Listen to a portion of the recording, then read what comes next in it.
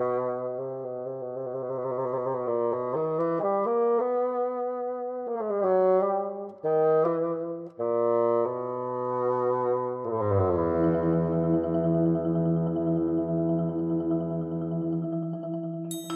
Garrett McQueen, I'm Scott Blankenship. and this is Triloquy, true and real stories from the fringes of classical music. We're still recording here remotely. You hanging on over there in your basement, Scott? Yeah, I've got most of the projects that I set up to finish while this was going on. I didn't have enough of them. I'm almost done. Yeah, yeah, So, but I did notice that being out around the lake and everything while walking radar, the amount of people around the lake is like tripled. yeah. You We know, we the have more reason to try to get out and get some fresh air. That's all there is to do. and friendly, man. People are waving. This never Yeah. happens. So Yeah, yeah, we're really learning not to take, social interaction for granted. I know that that's the case for me, and I'm lucky enough to, have someone with me and, not to go into anything, but, recently moved. So yeah, when you move, there's always things to set up and, this shelf to move or whatever. So, keeping busy that way. But, yeah, so as we continue to, get through this, COVID-19 pandemic, be sure to check out the description of this opus, where you can find resources and initiatives that you can participate in to help artists who have been impacted by this. A lot of, but before we get into today's conversation, Scott, I just wanted to say that many of these initiatives that started off strong, that money is already gone, and quick. it's really something. And going beyond the arts, the with the restaurants, I've been trying to, be strategic about, when I'm gonna order takeout from this place or that place to make sure I'm doing my part. It's really something else. Same, and we've got we're lucky that we have a payday coming up, so I'm going to be setting some of that aside for some artists, and um, I've got a list Yeah, going. So yeah, spread the love if you've got it. yeah. All right. So back in 2017, a conductor, his name is Brandon Keith Brown. He was appointed music director at Brown University. Shortly after being hired, he was fired, and he actually claimed racial bias. I mean, easy way to say it, he was fired because he was black. Hmm. Um, Fast forward to 2019, Brandon files a claim of racial bias, and it made international news. I mean, can you imagine, how a conversation like this would shake the I the can, classical music world? yes, I can. But it was interesting to hear him talk about like conducting in South Africa and various parts of Europe where they wanted that vibe that he was laying out. That they wanted him to be talking about these issues, and so that's kind of positive, right? Yeah, yeah, it is. We have been working on getting him on Triloquy for a while, so I'm really excited that I had to got to have a conversation with him. The conversation was so in depth and so long. We decided to make this a two-parter. So in this opus, in part one, you're going to hear a little bit about Brandon's upbringing.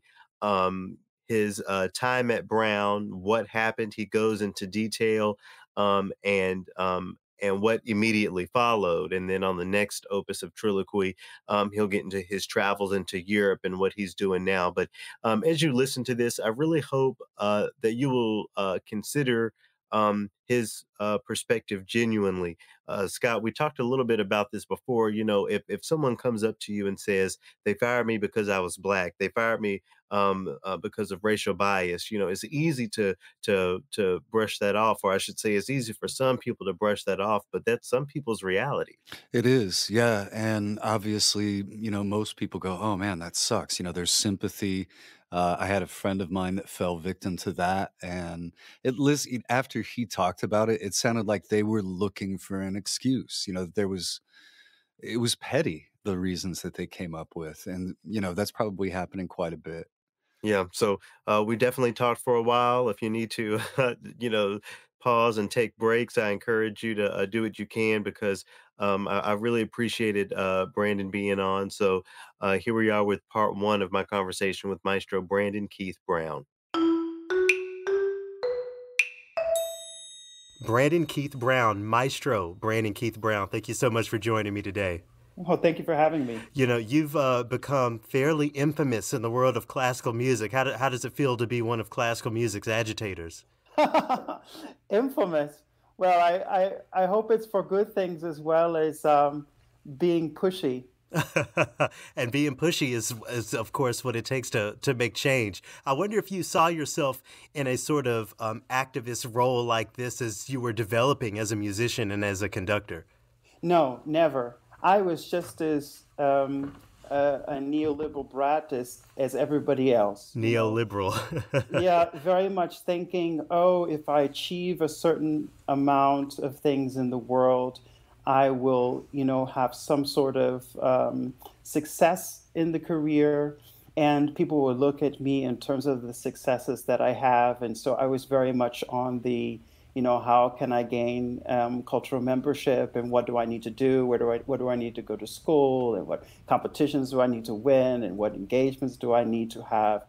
And so, no, I never ever thought I would ever be an activist in classical music.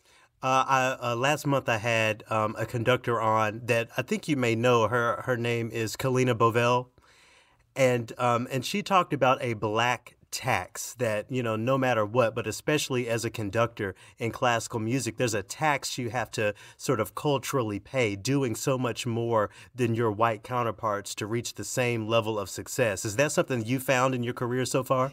Very much so, but let's give her a shout out as one of the very few full-time professional Black female conductors there is. She's assistant conductor at the Memphis Symphony, Correct. correct? Yep. Correct. And so she has to do with the stigma, of course, of being Black, but also being a woman. And socioeconomically, and when you look at a lot of things sociologically, Black women get the shortest end of the stick. Right. And they make less money than Black men do. And there's a lot that society puts on their shoulders that I don't have on my shoulders. So I think it's critical just to shout her out. There's a yes, but we're going to get into talking about Brown University Right. later. But you must realize I wasn't so aware of this tax really before Brown. I was aware of it when the Chicago police pulled me over and put guns to my head, at a ticketless stop. Or I'm aware of it when somebody follows me in a store or this type of thing. And I had a lot of jealous colleagues in graduate school, people that would hide assignments from me, tried to sabotage my conducting. And I've had all this, these things happen. I was always the only one in any program that I was in, the only Black person there. But it was something that I tried or thought I could just, brush off, And I was, typically was doing well in these programs. And so you can look at some of those things as jealousy. But now when I look back and I look at the certain patterns of behavior that repeated over and over again among my white colleagues who always felt entitled, who always felt that they were belonged in the profession, this behavior was repeated over and over and over again. And there was a pattern there, and this was a real race-based pattern. And so, yes, there is a tax, very much. There is a large amount of implicit bias when you get in front of an orchestra, which is mostly white. They're used to seeing white people in front of them. Mm-hmm. That's all the administration puts in front of them. They have white audiences, white composers, white musicians, white administrations. And so you're inculcated with this implicit bias that white people are the sole arbiters of classical music. But Black people are also inculcated with this because most of our training as musicians was done by white people. And so we have this expectation too that whites are a lot of times are going to be the major arbiters of classical music. And this can be very counterproductive, especially for somebody like me. I didn't feel like I had a right to be a conductor until much later. And I think that that's something very important when I'm advising young Black musicians, is something really important for them to know. Because it's this implicit bias thing. Yeah, we talk about the white side of it. We need to talk about the Black side of it too, and giving ourselves and giving each other permission to be just as successful as our white colleagues. So yes, there's a real definite tax. Miss Bovell, she plays pays a higher tax than I do. Mm. But yes, there is definitely a black tax. I think in every area of life, not just classical music. Sure, sure. And I'm sure, that is multiplied in the spaces you occupy in Berlin these days. And we're definitely going to get to that. But for people who may not have heard of you, who are you? Tell us a little bit about your journey. Oh gosh, my journey. I'm a conductor, orchestral conductor of classical music. And just if I could go really, really fast, Please. I started as a composer at age 9. I had an amazing music teacher. Her name was Rebecca Hoyle in North Carolina. She won Teacher of the Year later on. And she'd work with me after school on how to write music, learn about the instruments, their ranges, the clefs, different clefs. And then I started playing violin. The string program came along in my town when I was in the 5th grade, when I was 9 years old. And I started taking group lessons. And in a year, I was in the All-State Orchestra. Oh, wow. As the youngest person, they had to lie about my age. I was 1 year too young. I still wasn't taking private lessons. And then I started going to North Carolina School of the Arts in the summer sessions and in early high school and studying privately. And then eventually I went to North Carolina School of the Arts. It's now called University of North Carolina School of the Arts, but it was just UNCSA back then. And I started going there full time my junior and senior year in high school for violin. And then I went to Oberlin. I went to study with Roland Almeida Vamos. They invited me there. And that was like an extension of my high school without a curfew. And then the Vamoses went to Northwestern. I finished at Northwestern, but I'm still very much an OB. And I started doing more conducting at Northwestern. After that, I did a lot of workshops. I was teaching, performing, as a freelance musician throughout the Chicago area. And eventually, long story short, it wasn't really until 2009 when I met David Simon at the Aspen Music Festival, where he told me afterwards, you should definitely be applying to jobs and you should do competitions. I think that you'll be great at that. And I'd gotten into a very difficult program at the Peabody Institute, at Johns Hopkins Peabody Institute with Gustav Meyer.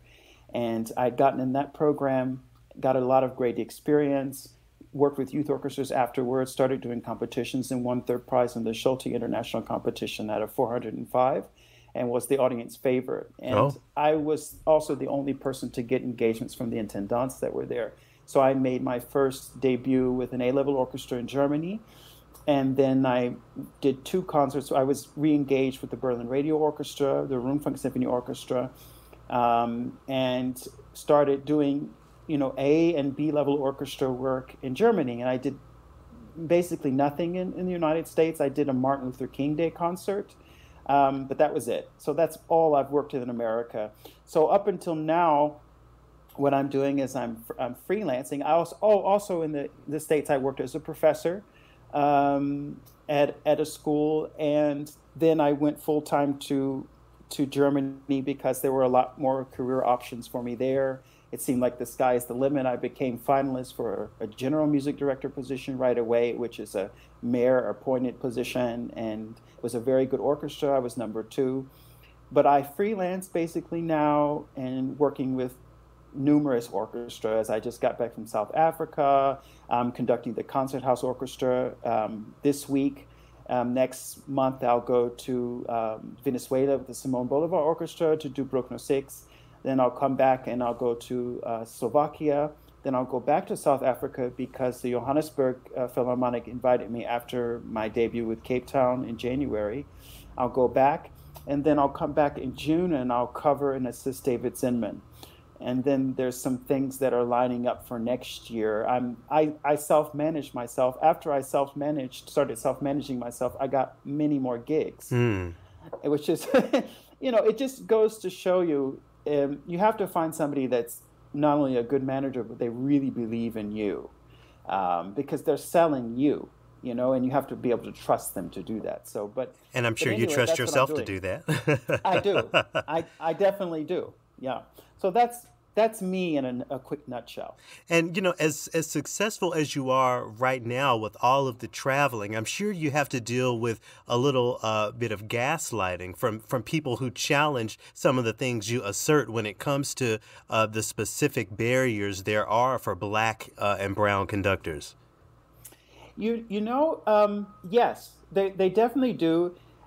I was in a really interesting position being in South Africa. I think you're going to be really jealous of what I'm about to say. Okay. Actually, there was a little over 10 Black people in this orchestra In South Africa. in Cape Town. In Yeah. Cape Town. I mean, have you ever seen I mean, maybe you have. I haven't. I've never been surrounded by so many Black musicians in a wide institution. But the sad thing is that, it should be so much more than that. It should be so much more, but this is the first time in my career, as a freelance career, as a musician, going to a full-time professional orchestra where there's so many people of color playing so extremely well. And there was that was really a wonderful experience to have. And then also to go to South Africa. I did an interview there. It's going to be in airplanes and all sorts of things. But the executive director was very adamant that I talk about racism in classical music. And people came to my dressing room, musicians came to my dressing room, my second concert, and said, please don't stop talking about this. Don't stop. No matter what people say, we need you to say these things. We need you to say these things. And so going to South Africa, I will say that it was a very racially destigmatizing event.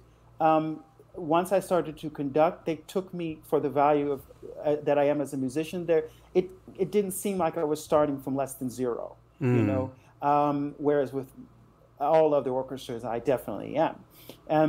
And so that was a really wonderful and warm experience to have that. But you're right, with a lot of other orchestras, there can be, or managers, there can be some pushback. I've been lucky in Germany. I'm very, very upfront. One of the first conversations I have with new intendants, we call them here, or executive directors. Okay. One of the first conversations I have is about the fact you would not wake up, in the morning and hire me to do a Bruckner 6. And they usually laugh and say, of course not. And that's one of my ways to start to segue into implicit bias and to speak about it. And they're fairly, mostly pretty open about it, especially the Germans. Actually, a lot of the Germans, British people who are British, they're not. They're much more conservative about it. But a lot of the German intendants, they will listen.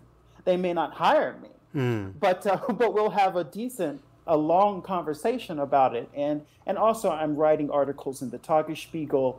I'm writing, people know who I am. It's not something that I hide or something that I'm scared of letting people know. They know what I'm about when they hire me. Like I spoke to an attendant last week. He hired me for June of next year, June 2021. And he said, oh, what have you been up to? I said, well, I'm writing an article against tolerance to put in the Tagesspiegel because the word tolerance is racist. And he said, oh, really? And this is the first time we ever spoke. But he still hired me. Sure. So yes, there is blowback, and I know that I'm missing opportunities. And there are people that were interested that stopped being interested once I started talking about this. But the thing is, if you can't talk about race, then you're going to be uncomfortable with me. Yeah. I'm Black. Yeah. Hello? All day, every day. I'm Black all day, every day. And if something goes wrong on the engagement, there's already a lack of empathy that you're going to have for me.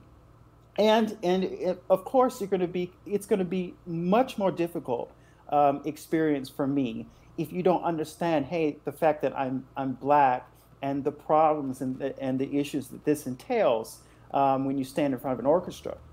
It seems like one of the issues is that, and I actually heard this from a colleague of mine a few years ago, is that we racialize people of color, but we don't racialize white people. So when the conversation of, oh, why are you always talking about race? It seems like, race is a part of our everyday conversation more than it is for white people, despite the fact that they are equally race as we are.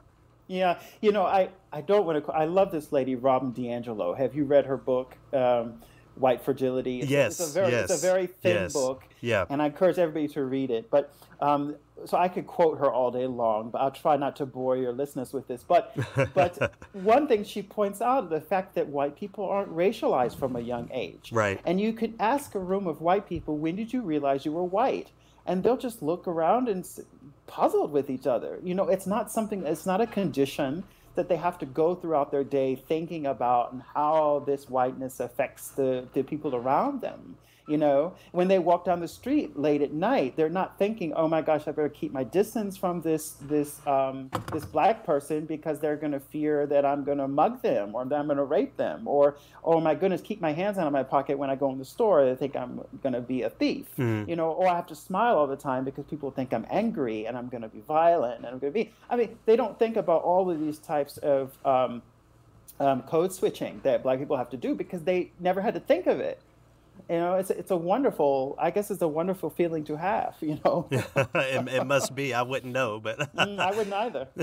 A few minutes ago, we kind of mentioned Brown University, and actually your drama there, if I may use that word, is what made me aware of you and your work, and I'm sure that's the case for many people. For folks who don't know, how about you tell us the story of your situation at Brown University? Well, Brown, now that I reflect on it, it was a racial trauma. It was a racist trauma. It wasn't just a dramatic event. It was a very traumatic thing that happened to me. I was asked if I was interested to take a one-year position as a visiting professor by a composer named Eric Nathan. And he asked me on May 7th of 2017. And that was on a Wednesday night. And then I interviewed on a Saturday, and I was offered the job the following Tuesday. And I'd given them all my materials. They hadn't checked any references. They didn't care. But I wasn't thinking about the fact if I was the only black faculty member, what the student demographics were, and if I was the first black faculty member. So anyway, through a series of negotiations, I was hired later in the month. I arrived and was Providence at the end of August, and my first day on campus on September 5th, Joseph Meisel, who's the deputy provost and was the department chair at the time, he tells me, "We were looking to diversify the department, and you're a part of it." And from that moment, I'm sure you felt, well, what did you feel at that moment? Well, I felt cold, like a token. You know that feeling when you get afraid and your tips of your fingers go cold, right, and your toes go cold. That's what I felt. And this was after a meeting that we just had about ideas and thoughts that I had to make the program better. I inherited a program that was complete chaos from Paul Phillips, and he actually acknowledged the fact that I was trying to make the program better. He wrote in a group email to a lot of executives in the university. His exact words were, "Brandon is rightly, in my view, looking to put a little more organization and systemization into things. The department hasn't been strong on organizational practices overall, as I'm experiencing. And Brandon would like to put more rigor and responsibility into the situation." At the same time, Todd Winkler, who's the only full professor there, started bullying me, telling me I'm the only full professor. He wanted me to go out to dinner with him and coffee. A lot of times when you're an orchestra director, you come into a new place, everybody wants to have a hand in the pot and of what you're doing to try to, and he's a composer, so of course he wants to try to manipulate the situation, manipulate me to get him on his side. And in my contract, it specifically said no meetings. And Hmm. he didn't want to honor that, and Meisel pushed to have a meeting anyway. So then the second day, this is all on the first day, the first day I stepped foot on campus. The second day, on the 6th of September, I get an email from students who never met me saying that students were nervous and anxious to audition for orchestra this year. Had you even stood on the podium yet? No. That came the second week, not the first. No, I never stood on the podium, and the students never met me. All of this simply in response to your being hired. Yes. Wow. And so the students had never met me yet or anything like this. So I got this email, and so of course this was very upsetting. But there was also some personal thing going on at the time. DHL had lost two packages of my belongings, my clothes and orchestral scores. Also, the apartment that I had found on the internet.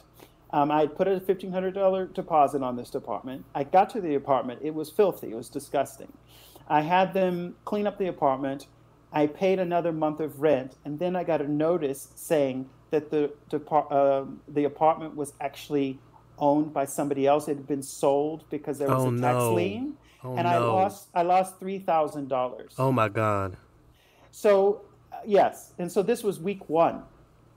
I lost $3,000. My chair had told me I'm a token. The students were nervous and anxious to audition for orchestra, and I'm being bullied by a senior faculty member. So things weren't going so well yet. So you had a racially animus student body. It became more racially animus. Students were taunting me. There was a bass player named Max Nafthal. On the 14th, he's saying, "Oh, you're really different than the last conductor. I'm scared of you. I'm afraid to talk to you." He says these things while smiling. This is the type of behavior, daily behavior, that the students are having. Then on the 16th, round about the 16th of September, I was taken out to dinner by David Josephson, who was a previous department chair for many years, and he'd been in the department for over 45 years. And he gave me a complete reading on the department, and I have no idea why, to this day, why he told me all of these horrible things about the department so soon in my tenure, and especially since they were considering me they wanted me to consider a long-term position. And I told them, no, I'm doing this only for a year. And he tells me that a previous conductor was allowed to have sex with his male students and keep teaching. He said that, he told this conductor, you can't come to school anymore in a limo, in a cape. And once the word got around that he was having sex with his students and everybody knew about it, they let him teach for one more year. And then, he was fired. And I checked this with people that were in this orchestra at that time. And this all checks out: the inappropriate relationships with students, dinners, gifts, touching, and all sorts of behavior. And I have messages that people have sent me confirming this behavior. They fired two conductors that had known disabilities. There was nepotism on the tenure process where faculty members wouldn't disclose their marital status until they could vote the other one up into the tenure process. There were racial double standards in terms of evaluation. It was a highly dysfunctional faculty. The band director told me he was really happy to speak with the orchestra director because he hadn't spoken with Paul Phillips for the past 19 years. The ethnomusicology faculty, there was a stay on admissions because they didn't speak to each other. So the provost said, you can't accept any more students.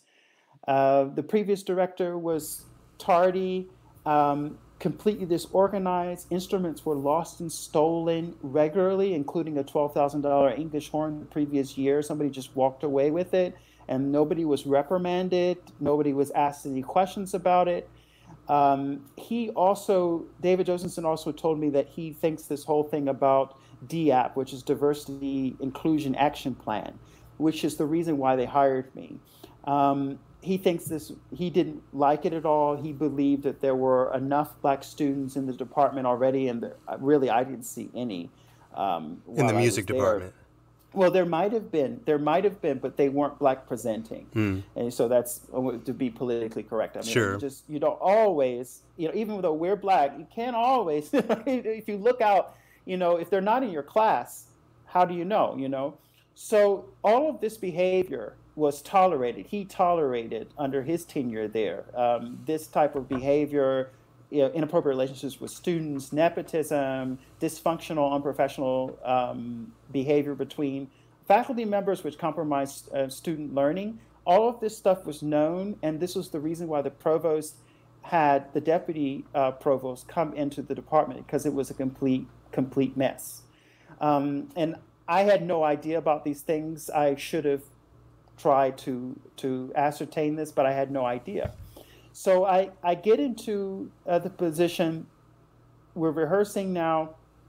I get called in to the office of Meisel, and he dresses me down. He basically says that my emails are too short, that my tone was bad, and that I needed to smile more. And the students feel like, I'm not creating a great environment in the rehearsal time. And I told him, would you please come to my rehearsals? And you must understand that Brown never observed any of my classes ever. And I videotaped most of my rehearsals, and Hmm. I offered it to him and the senior dean to review, Janet Bloom. I offered it to them, and I sent them a link even to my rehearsals. They refused to view anything. They only relied on the word of their white students. And so all of these decisions that were made, including my termination, were made only on the word of their white students. And so there was never any real substantial evidence that they had.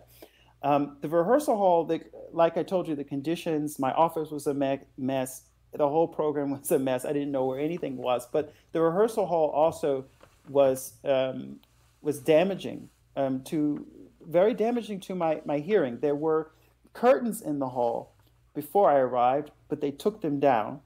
And so this is a dance hall. It's not a concert hall. Alumni hall Mm, is this just wooden dance hall. So the sure. sound bounces off everything. And I would have pain down the sides of my neck when I finished rehearsal, and would have sometimes static. And I still to this day sometimes have static in my right ear. And this is a problem that conductors have, but not at my age.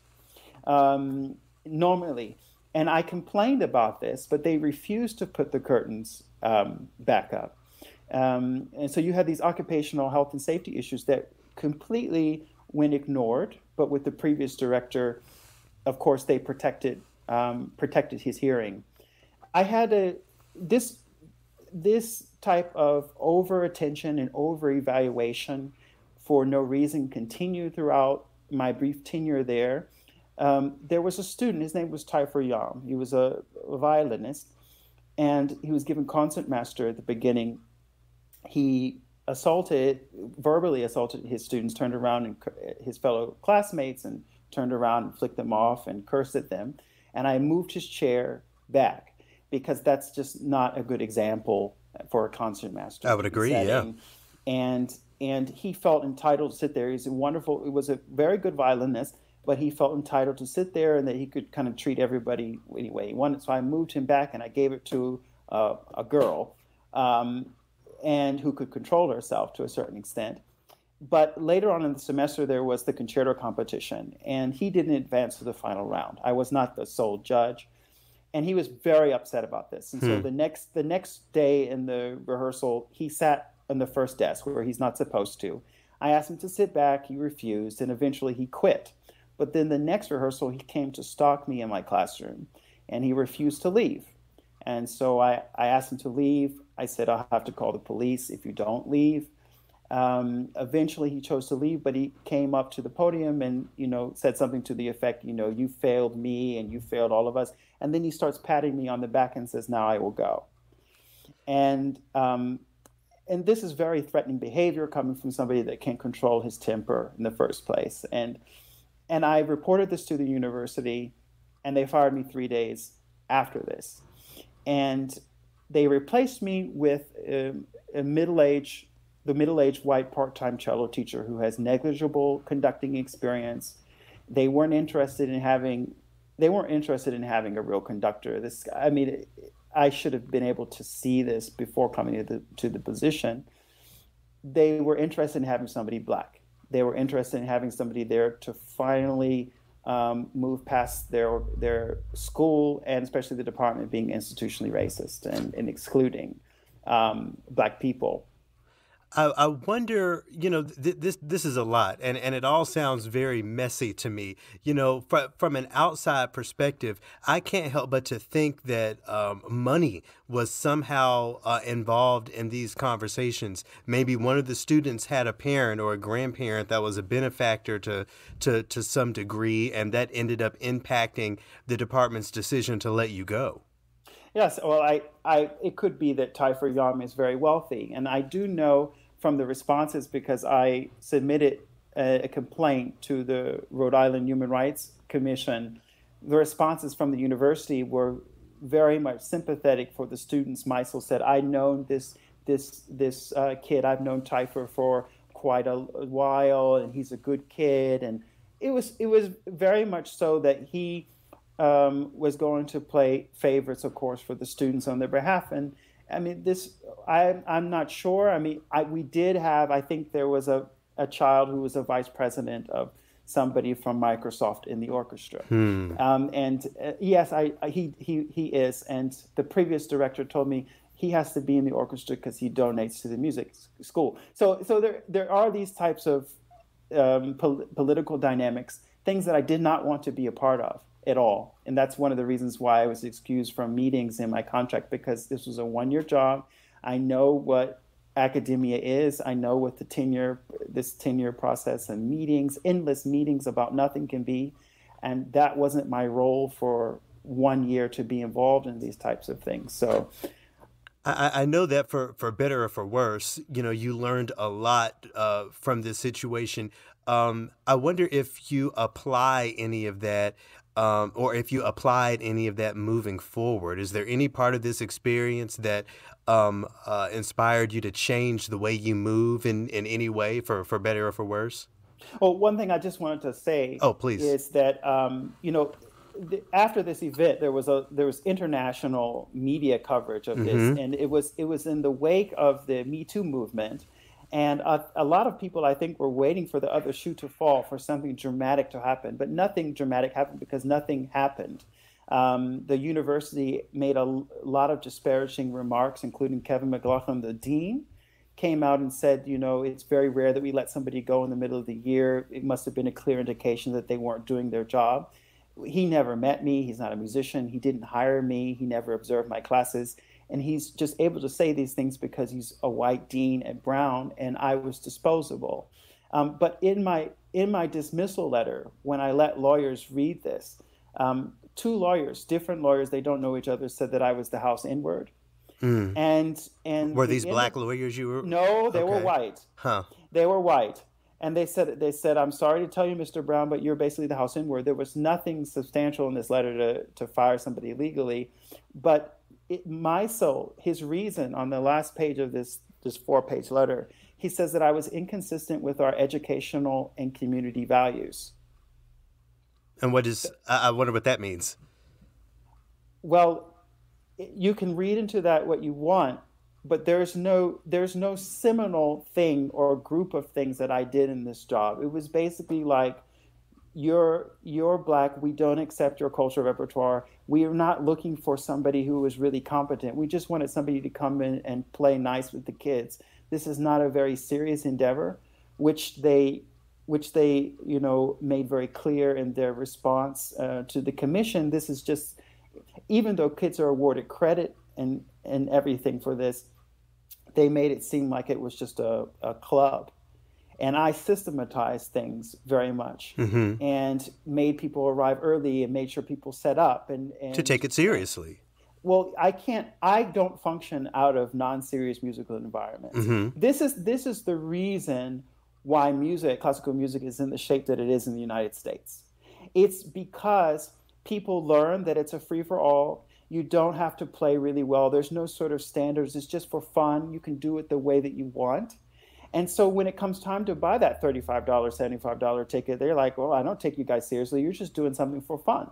I mean, anybody can get up there. It says, why can I do that? I should do that too.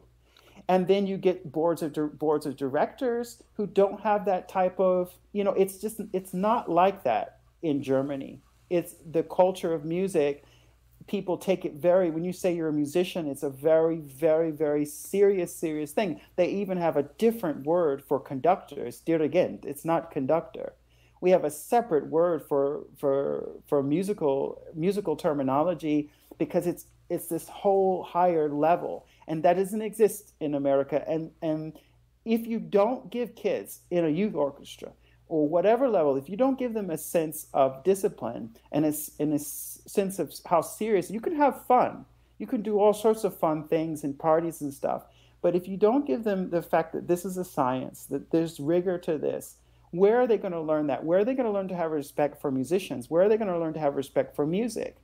I think my role as a musician is to be a shepherd for this very short period of time that I'm on Earth.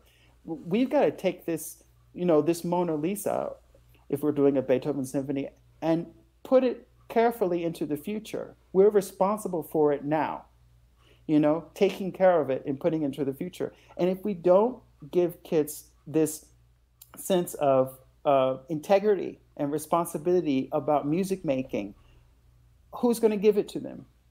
And so that's the level that I operate on. That was not the level that Brown wants or desires or will ever need. And quite frankly, if I'm being very honest, it's not the level most schools in America want. They don't want that. They want somebody that the faculty will like, that they'll get along with the faculty, that will make the customers and the students very happy, and give the students a prize for, 5th, 6th, 7th, 8th, 9th place, to make sure that they feel that their neoliberal egos are served. But none of this has anything to do with the music itself. And so you asked me what I learned from this experience. Well, I learned an immense amount. I learned that first, it's a shame that I didn't know this at age 37. First and foremost, my blackness comes. Before your skills, before your experiences? Before everything else. And please don't think I didn't have the black grandma or the black mother who told me these things before. Mm-hmm. I was hard-headed. I mean, in all of the racial things that I've had happen to me in my life. I mean, just common stuff that you've had, all sorts of things. For the most part, my schooling was okay, especially at Oberlin, especially North Carolina School of the Arts. I had no racism at all. It wasn't until I got to Northwestern where I had a pretty extreme racism. But I didn't experience that in my early schooling, so much racism. But after all the things that have happened, you would think I would know. But I had to be reminded that that's the perception of me being this angry, threatening, anxiety-inducing black person comes first. And also that the word of white students will be taken over mine in a classroom every day. Wow. And when I started speaking, Garrett, with other colleagues, I didn't normally get to tell my whole story because they interrupted and started telling me their own, which matched mine, other black, colleagues. It's worse a lot of times for female black professors because there's also issues of sometimes sexual harassment, honestly, that's involved. In addition to people making you feel that you're not qualified to be there and having to justify you being there every single time you step in front of a white classroom. And so that would be probably the biggest thing that I took from this. So I don't know if you know the bassoonist and community activist TRILLOQUY in Washington, but I actually had the pleasure of being his student. That was my entry into college, into playing the bassoon and orchestral music. And one of the first things he told me was that I'm going to deal with a lot of racism in the field, but I'm going to be gaslit along the way. People will always try to find another reason why you're let go or why you don't get this opportunity other than the fact that race plays a part of it. What do you say to the critics who say that these students at Brown weren't looking for an actual orchestral experience, but more of that fun time, club time that you were acting inappropriately in? What do you say to those critics? Well, first of all, just to go a lot deeper, Sure. white people have all the social, political, and institutional power. So they control what's important in society. They occupy all the political structures within our society, and they control the top institutions. And this is a racially inequitable power imbalance. It's based on race. And because white people control all these things, this means white people are inherently racist. It's not a decision that they get to make. Being white means you're racist because you have the advantage of having all social, political, and institutional power over me. So when you put this type of definition of racism on top of the Brown situation, everything gets crystal clear suddenly. So you have all of the people in the power positions, of course, who are white, and they've never dealt with somebody with a different cultural repertoire. They've never had to deal with somebody who is black, a black conductor who was living in Germany for the past almost 3 years. This is a culture here where you don't smile in public too much because you'd be considered crazy. I mean, there's articles written on this. I'm not making this up. If you don't know about Germans, they don't smile. It's just kind of weird. It's very strange. And they think that Americans are weird to smile all the time. So I had been living in Germany. I had a different cultural environment there. Yes, I'm American, but I had adapted. And then I come back. I was given no time before I was told that I was a token, that I wasn't valuable to the university. I was just there for window dressing. Right, from day one, dressing. Yeah. Day two, students before they meet me say they're nervous and have anxiety. Of course, as a black person, we don't want to be told that we have nervous and threatening and have anxiety and all of these things. And then I come in. You have to understand the very first rehearsal. I have this video, and I'm more than happy to send it to you. We did Brahms 1, and the kids played the exposition of the first movement by themselves. Without a conductor, you mean? Without me. Yeah. So that was the level of teaching. So that was what I brought to the table. That was what they weren't interested in having. So, I mean, I think it's important for people to know that if you're going to hire Brandon Brown, that you're going to get a very high level of music making. I require a very high level of music making. I require a large amount of discipline. And I also demand a certain amount of respect within the classroom setting. If you're looking for a black conductor who's just really nice and friendly, and I'm friendly, I'm nice, but that's not the reason why I'm stepping on the podium. I'm there for Beethoven at that time. I'm there for Brahms. I'm there for Mozart. I'm giving everything I can unselfishly up to the task at hand that we have to do.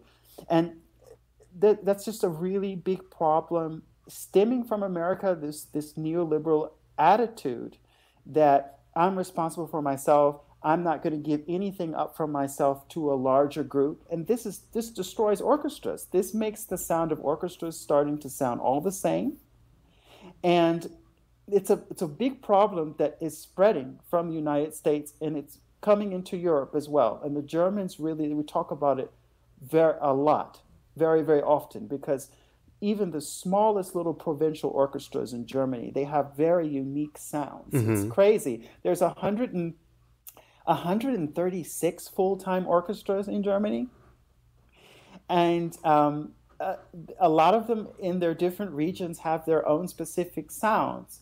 It's because they were taught to give themselves over to something that's bigger than themselves, and this is something that's very much missing. So these are some of the things that I learned from this experience. So, while you lay out the fact that, your experience in Germany musically is that, as you've just said, there's more appreciation of that unique sound and giving up oneself for the whole. But based on the articles that you've written, at least the ones I've read, the racism seems as violent there, if not more in some cases. It's much more insidious because people are so ignorant, and also because there's free speech. There's a lot of things that are in the Constitution in Germany, but nobody addresses them. The UN in 2006, the UN Commission came in 2006 and said that Germany has some of the most racially progressive laws out of any European country, but they ignore them. And so it's a very hypocritical place. One of the most recent things that happened is in December, a judge in Mecklenburg-Vorpommern, which is north of or outside of Berlin, ruled that the N-word is legal to say. And, Wow. and in Germany, hate speech is against the law. So in the United States, you can say a lot of racist things, and it's not against the law. The police won't take you away.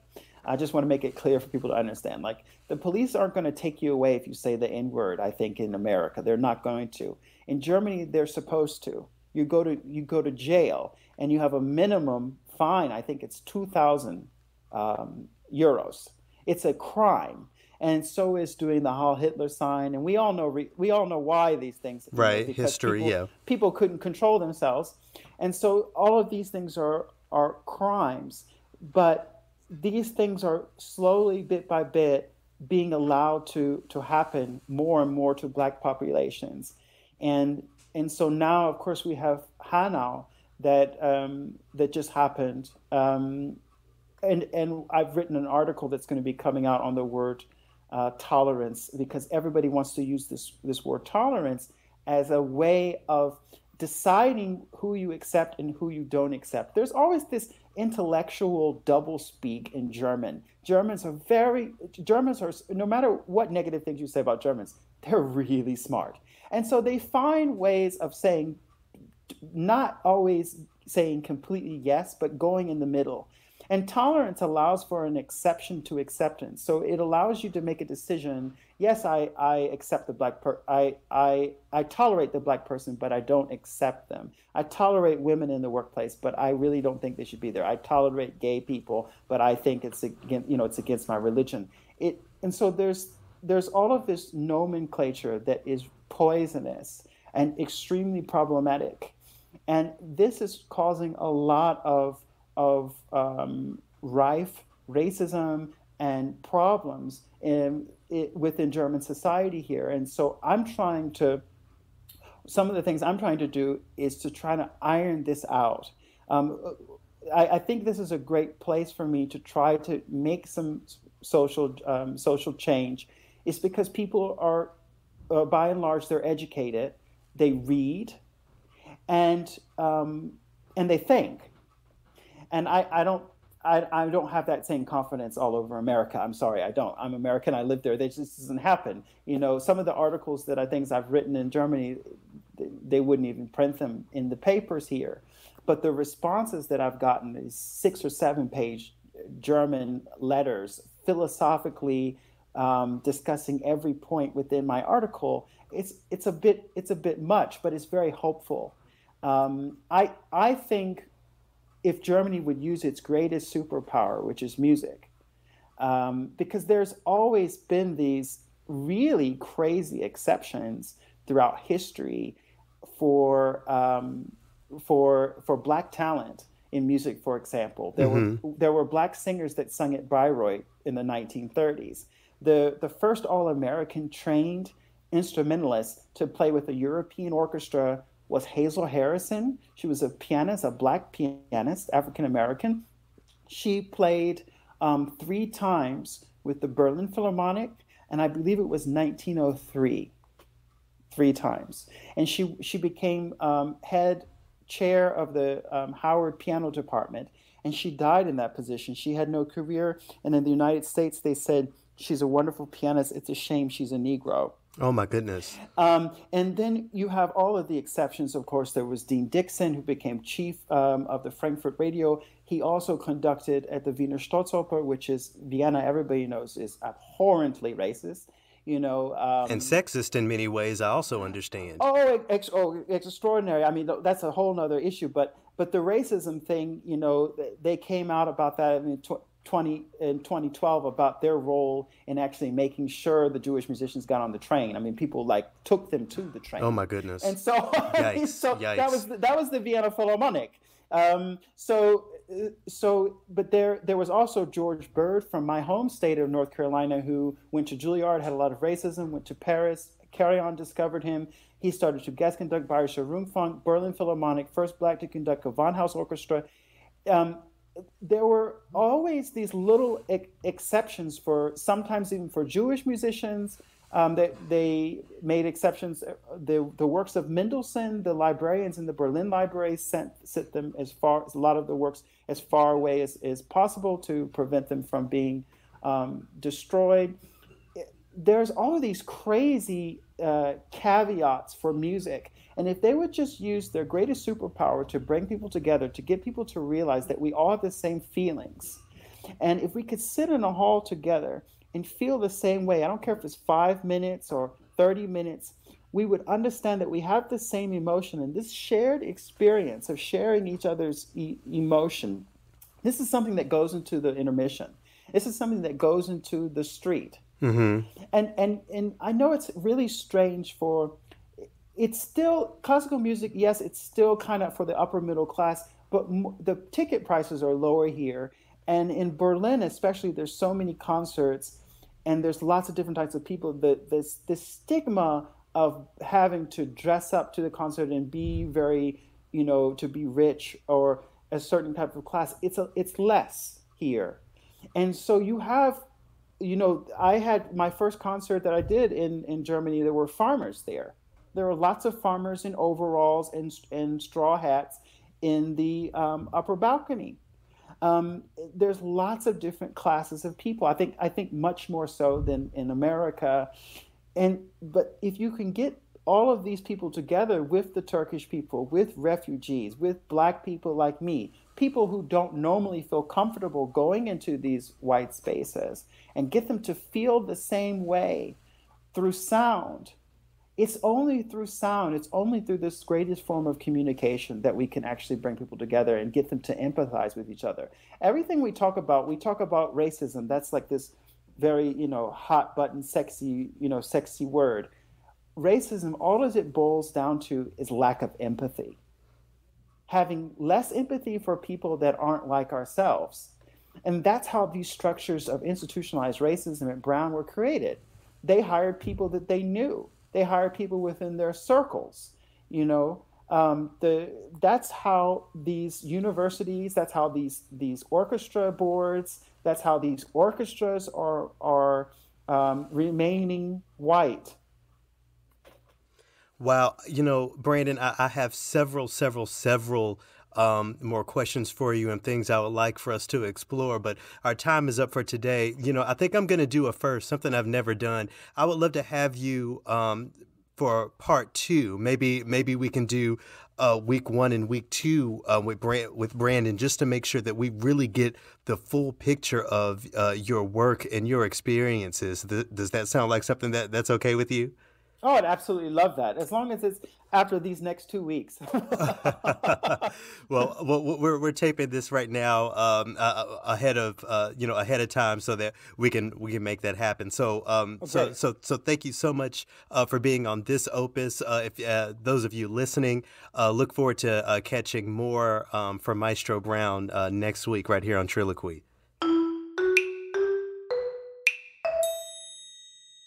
Garrett, I can see Brandon's point. He said that he was hard-headed, and he grew up not really experiencing racism directly. And it wasn't until he got older and then to Brown where it was just so prevalent. That's kind of what happened to me too. I didn't see it. I didn't have to deal with it very much. And I'm wondering what your experience is. He was talking about trying to tell his experience to other Black musicians, and they, instead of listening, would interrupt his story with their own story that was similar. Is that happening for you on the regular?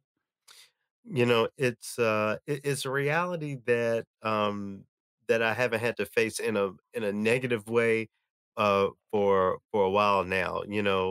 As a kid, I remember, in the Boy Scouts or whatever, there were certain, dad's houses where, I just didn't go that week. And Mm, my parents were, definitely, out front with me about what that was and what that meant. As far as, college and my career, I can't say that um, I faced it in the way Brandon did, but, there's always the, touching my hair and that sort of thing that pops in and out. But I appreciate Brandon putting himself out there and having the conversation because, again, as I think I said when I was talking to him, it's so easy for people to just brush it aside mhm, and say, oh, well, it's actually because X, Y, and Z. sure. So, When we talked to it early on, when you were talking about the black tax that Kalena brought up, and then mhm. cultural membership, are those 2 terms different, or are they just a different way of explaining the same sort of, No, oh, issue? absolutely, yeah, that's why I brought her up in the conversation because, yeah, it's definitely a way of saying 2 different ways of saying the same thing. Okay, I just wanted to make sure that, because some of these terms, they can get really specific, and I just wanna make sure that I'm always, using the right terminology. If you're listening, appreciate your spending the time, taking the time to hear the perspective of Brandon Keith Brown. On the next opus of Triloquy, I'm actually gonna have a conversation with him about what came next. So these days he's living over in Berlin. He's traveled locally and internationally to conduct a number of orchestras, and I think it's really interesting to hear how the issues he spoke to here in the United States translate over into Europe, how they're Mhm. similar, how they're very different. So I hope you'll stay tuned and join us for the next opus of Triloquy. Hope you stay safe, stay well, and as of today, stay socially isolated, stay home. Be well.